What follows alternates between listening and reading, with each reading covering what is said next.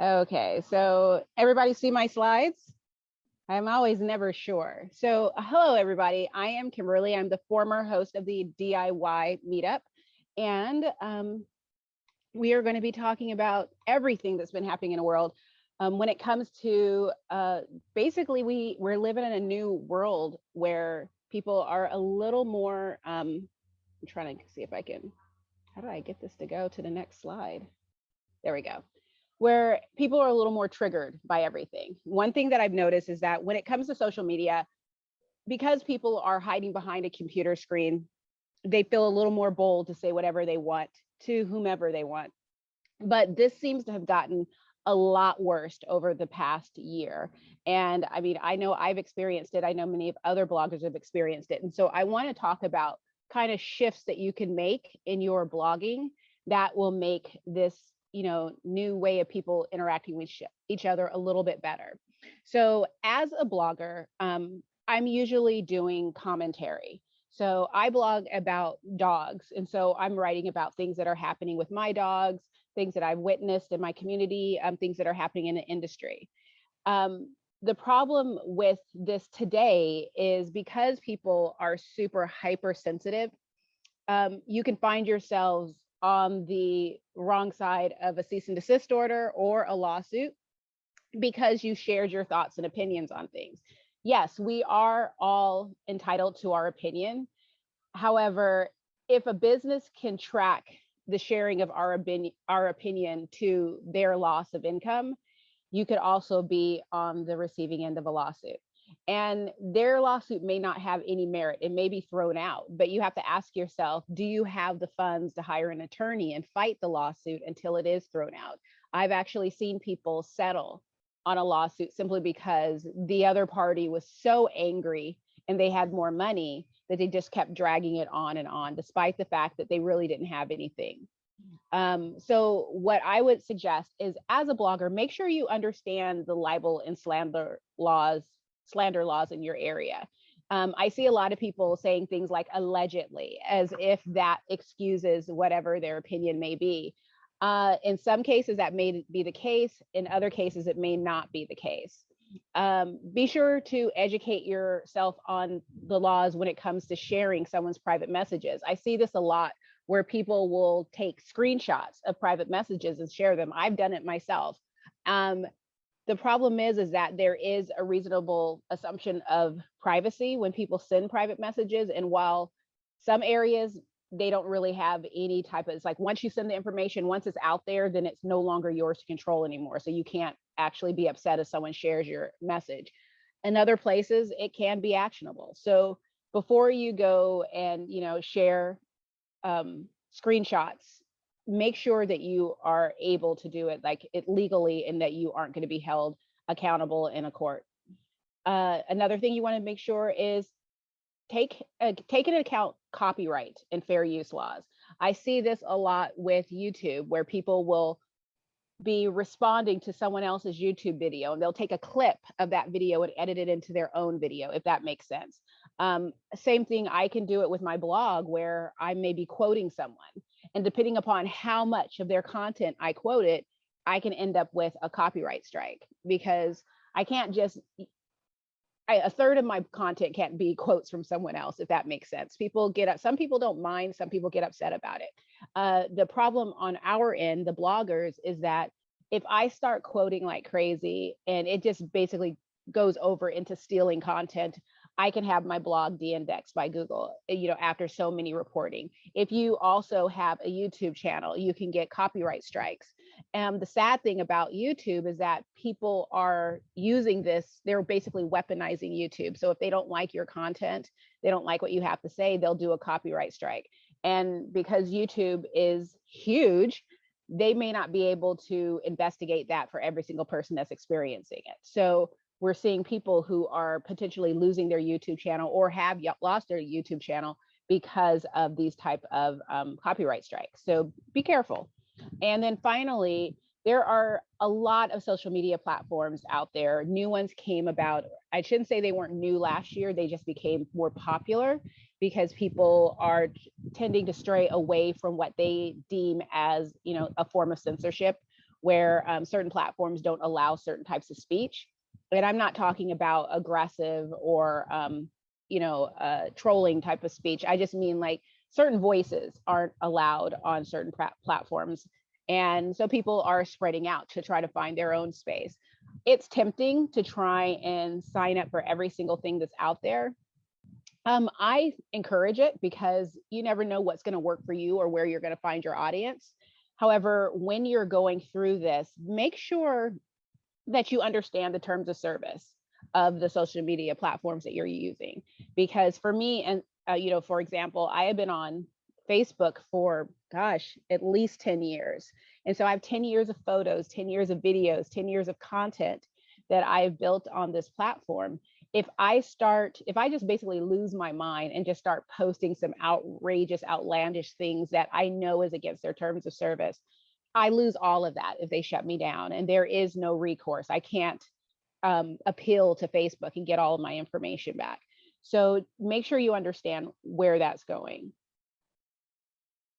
Now, should we go political? And by political, I don't just mean talking about, Democrats, Republicans. I mean all hot topic, good Lord, hot topics. Anyway, there are so many things out there that people are very, very opinionated that trigger people. I had a conversation on my Facebook page about golden doodles, and a few people lost their minds. And I actually had to preface the conversation with, this is a triggering conversation. You need to be polite. And to probably the average person who's not inside of the dog lover community, that sounds ridiculous, but we're seeing this across many communities. And it's not just about politics, it's just about topics that get people heated up. And I've noticed over the past year, people's inability to be polite to each other when they're having these topics. So believe it or not, I have been called a racist on many of occasions over the past year, but people are getting a little dark. And so if you plan on approaching a triggering topic, whether it be on your blog or on your social media channels, make sure you're ready to go in there. You have to basically be on hand to monitor the conversation. I immediately ban people who can't be respectful, because I want to keep the discussion respectful. It's important that I have a thick skin, because if I'm getting in my feelings, that I'm not being useful in the discussion, nor am I being a good moderator. It's important to make rules and to set, guidelines, to say, this is how I want this discussion to go, and this is what will happen if you don't follow these guidelines. I believe in always providing sources for my opinions. As a blogger, it's not enough for me to just say, I believe blank. I believe golden doodles are the best dog ever. I'm going to have support for that. I'm going to interview people. I'm going to talk to people. If there are studies out there, I'm going to share a link to the studies, but always have sources of information. Have it not just be your opinion. I find that people will still argue against sources, but it just elevates the discussion to a higher level rather than it just being a dumpster fire. Be prepared for people to lose their mind. There are going to be followers that you're surprised at that lost their mind. It's okay to ban someone temporarily or silence them for 24 hours, just to allow them to take a step back and calm down. And by chance, if this is something that you plan on doing regularly, so you're going to basically build a platform where you are going to be touching on some of the sensitive topics, have a backup plan. Make sure you back up all of your content. Make sure that if for some reason YouTube or Facebook or Instagram or Twitter drops your profile, that you're not completely and utterly out of the water. You can still move forward. This one's really easy. I talk about raw feeding for dogs and raising dogs naturally. So basically, I'm very much into holistic medicine. I do DIY raw feeding, which basically means I make my dogs meals. But I'm very careful about what I share when it comes to medical content on my blog. I have a dog that's going through cancer right now. I think I'm pretty much an expert in his cancer, but I'm very careful when I share topics or post about cancer, because I'm not a veterinarian. So if you are going to broach holistic or any type of medicine and you're not a doctor, you do not work in a doctor's office, make sure that you are supporting all of your information with studies, linking to medical websites, all of that, because basically Google wants to see that, okay, this person is actually doing their homework and you're not just putting out dangerous or inaccurate health information for people to follow. And then finally, if you are blogging right now, or if you're thinking about blogging, with everything that's going on right now, it's tempting to just jump into a commentary blog that's just talking about life. There are a lot of amazing conversations happening right now, which I'm very grateful for. But be careful of starting a rage blog. And this is something that I see people doing because a lot of these discussions are very passionate. Just be careful of, because you'll have to try and keep that energy going. If you are completely outrageous in one post and you get a lot of traction, it goes viral. In order to have that experience again, you sort of got to up the ante, and that becomes just absolutely exhausting over time. Be consistent with your blogging. The thing about it is that everyone is sitting at home right now. A lot of people want to just get away from the news and get away from the hot topics. So give them something to go. If you post on Monday, Wednesday, Friday, keep at it so that people know that this is a place that they can go. Become an expert on 2 social media platforms. I prefer Facebook and Instagram. And so that's what I do all the time. But I'm playing around with TikTok right now and I'm having a blast doing it. If you write about dogs, don't slip a racism post in there unless you can connect it to the dog. So over the past year, I have written about racism and my thoughts on racism. I kind of feel like I have a voice of it, seeing that I am the person that people have labeled as a victim of racism over the past year. And so I had something to say about that in my thoughts. I also kept it to the dog world and I kept it minimalized. I didn't take my pet blog and turn it into a I don't believe in systematic racism blog, if that makes sense. So make sure you understand your audience and make sure you don't tire them out by veering too far off of what your topic is. Last year, I belonged to a mushroom hunting group. That was amazing. And I was really getting into searching for mushrooms around our property.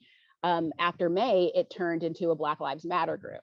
And if anyone asked any questions about mushrooms, you were called a racist. So I left the group. So that's just like an example of be careful. It's okay for you to broach these topics. I feel that all of us have a voice. This world where people tell one group to sit down and be quiet, I don't believe in that. All of us have a voice. Just be prepared for turning some people off because people don't want to hear it, or be prepared for people who aren't able to have that conversation politely. And then finally, this is your site. If people aren't respecting you, if people aren't respecting your followers, get rid of them. I do it all the time. That is not a form of censorship. That is not a form of silencing people. Those same people can continue speaking at the top of their lungs. They just can't use your platform to do so. And that's perfectly okay. And finally, to wrap this up, I think that if you plan on turning your blog into a business, if this is something that you want to build and you're passionate about, invest in some legal services. You don't have to hire an attorney on retainer. You can go to a site similar to LegalZoom. I don't use LegalZoom, but there are tons of sites that are similar to LegalZoom where you can just basically sign up and you can get access to forms. I've had to send out a couple of cease and desist letters to people, things that basically you don't have to spend thousands of dollars to get something accomplished. You can just spend the cost of postage basically in your annual membership to the site. That way you can take care of stuff. It takes the stress off and makes everything go a little more smoothly. So that is what I got for you guys.